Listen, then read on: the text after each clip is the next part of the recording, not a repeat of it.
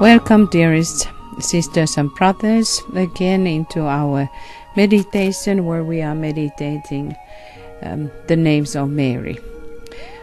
Sydämellisesti tervetuloa kaikki sisaret ja veljet tähän mietiskelyyn, jossa mietiskelemme Marian nimiä. So let us continue our little series of the symbols of Mary. Jatkamme tätä pientä symboliikan tutkiskelua Mariassa. So we have been talking about the serpent, Naga, and now we are talking about the moon. Me olemme puhuneet käärmeestä, Naagasta, ja nyt puhumme kuusta. As we see again that Mary is holding on the left leg the crescent moon. Kuten näemme, tässä Maria pitää vasemmalla jalallaan tuota kuun sirppiä.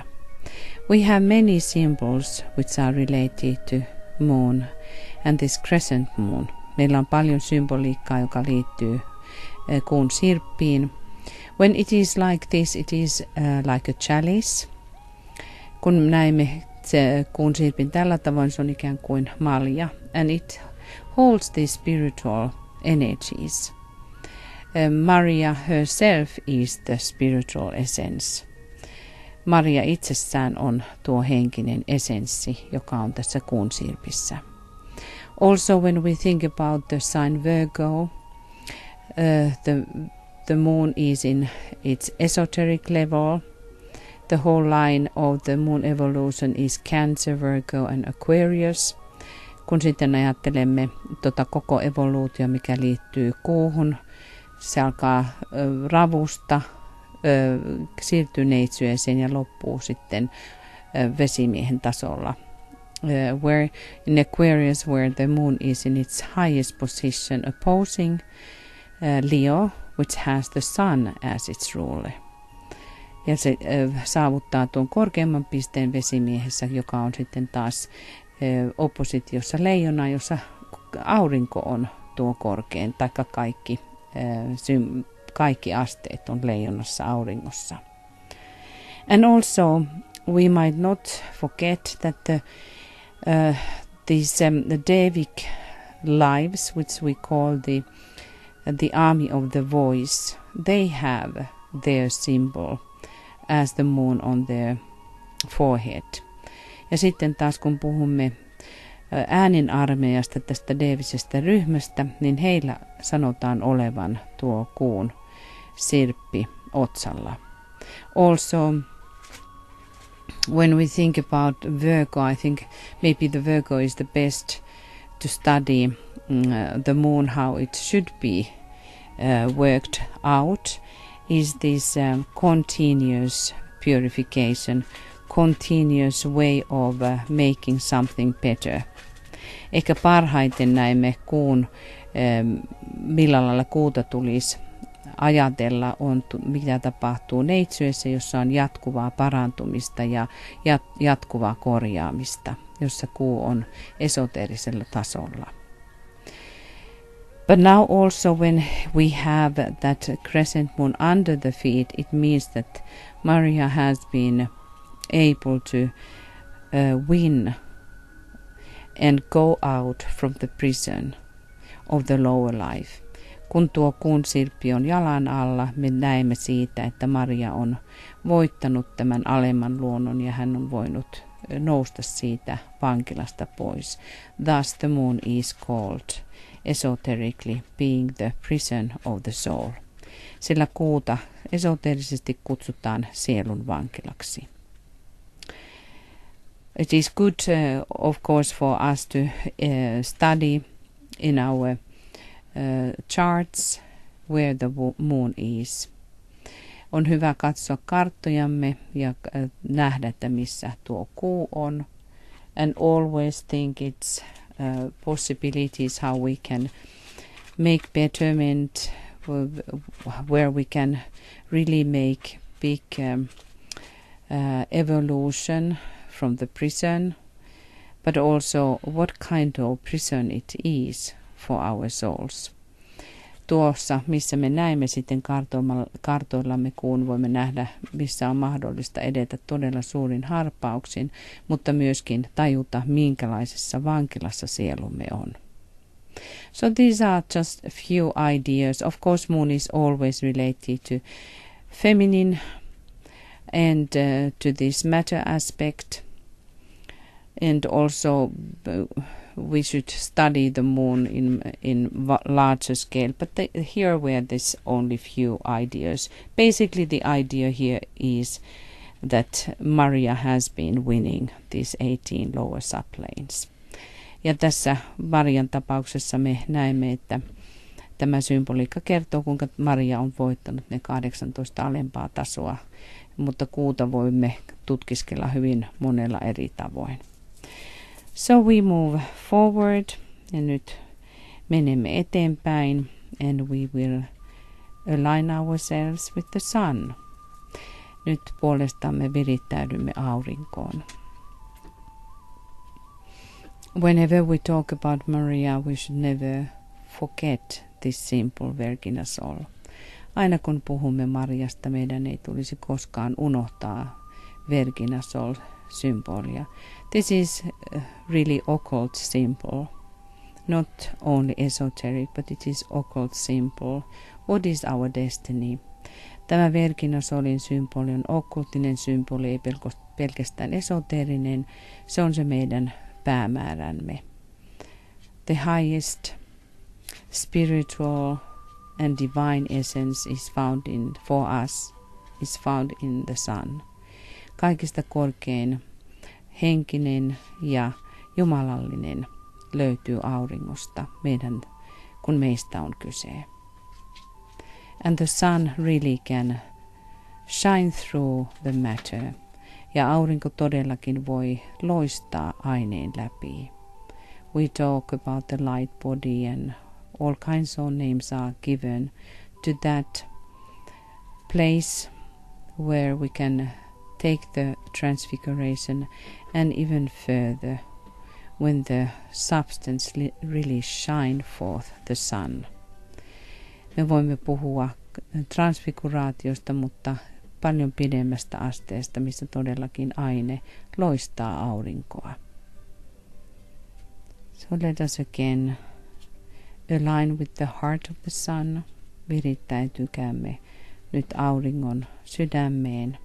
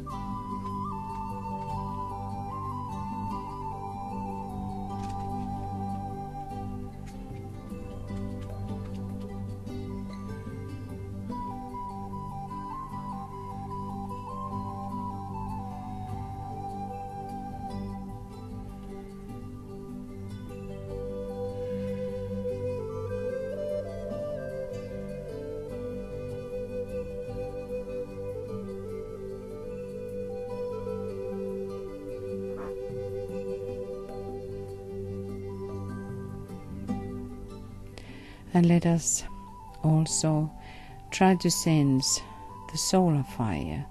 Ja pyrkikäämme tuntemaan aurinkotuli.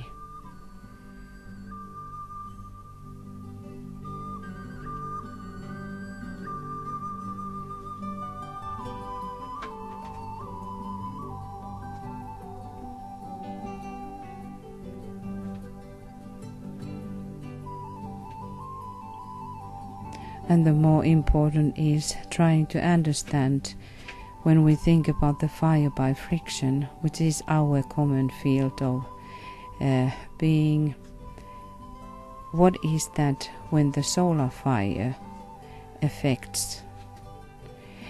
Tärkeämpää on huomioida tuo kitkatuli, jossa me pääasiallisesti elämme. Mitä tarkoittaa silloin, kun aurinkotuli vaikuttaa siihen? Can you recognize these two fires? Pystytkö tunnistamaan nämä kaksi tulta?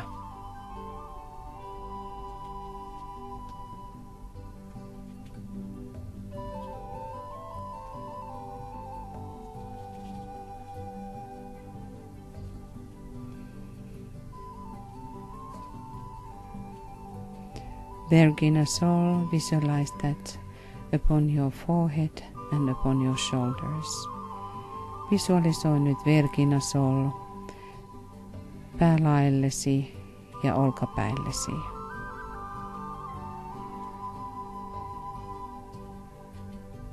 And shine forth, radiate the sun.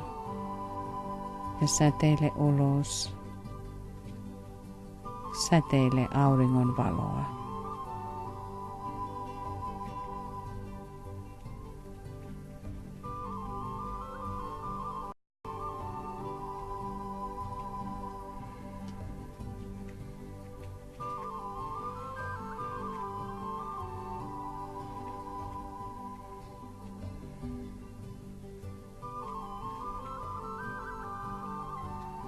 And we are clear about the purpose of us to integrate the soul with the personality. Olemme tietoisia päämäärästämme integroida sielu persoonaamme. And now we will start to contemplate about the name of the day. Ja nyt aloitamme mietiskelemään tämän päivän nimeä. What is Lady of Good Counsel? Ja nimi tälle päivälle on hyvien neuvojen valtiatar.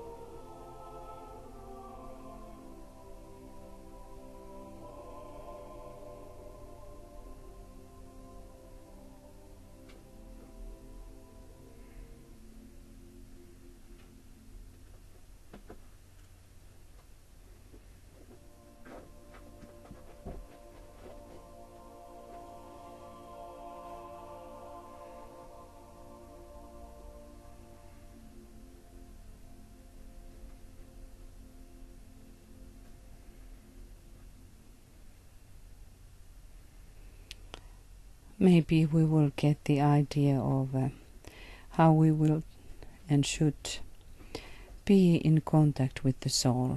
Ehkä saamme sen idean, kuinka meidän tulisi olla koko ajan yhteydessä sieluumme. And listen those good advices that we can have. Ja kuunnella näitä hyviä ohjeita, joita voimme saada. Well, now we remind again the name for the month, which is Punya-Kandha. Nyt muistutamme itseämme tämän kuukauden nimestä, mikä on Punya-Kandha. Having divine scent. Hän, jolla on jumalallinen tuoksu. And I want to underline this divine scent. Ja haluan alleviivata tuota jumalallista tuoksua. Not only the scent of the lotus, ei vain lootuksen tuoksua, but what is that divine scent? Much higher quality. Tuo jumalallinen tuoksu, hyvin paljon korkeampi laatu.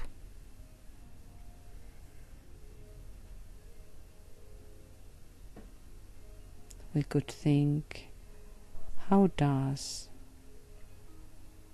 the sun smell? Voimme miettiä, miltä tuoksuu aurinko.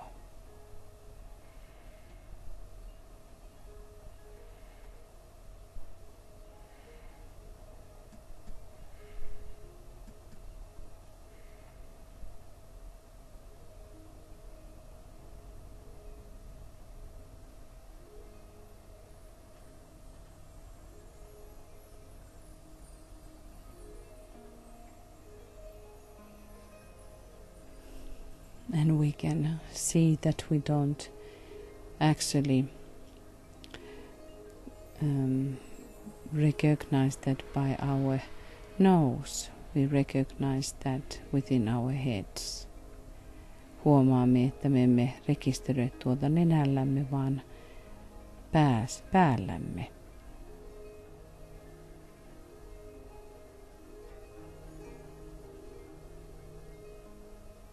And we talk about very high Venus quality. Ja puhumme hyvin korkeasta Venuksen laadusta.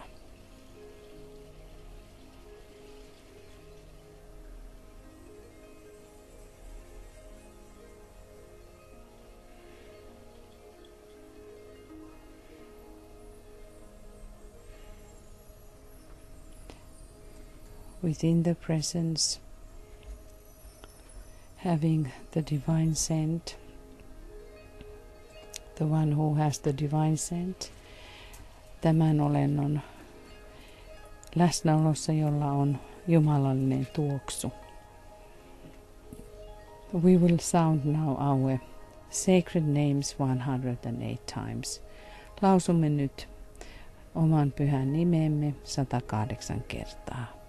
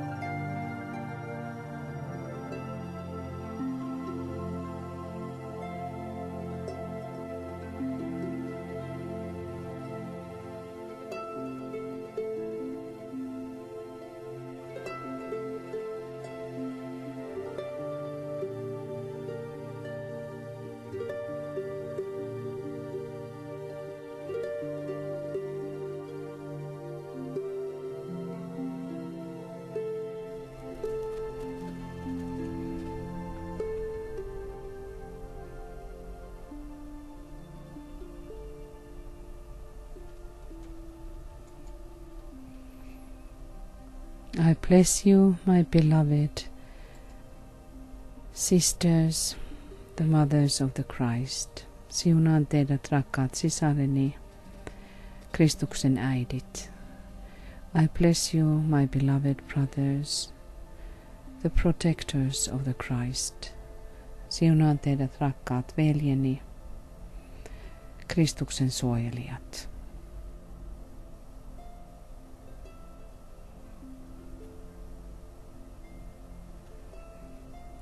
Let us see us standing in the 108-petaled lotus, sounding our sacred names and thus building the inner chalice for Christ consciousness.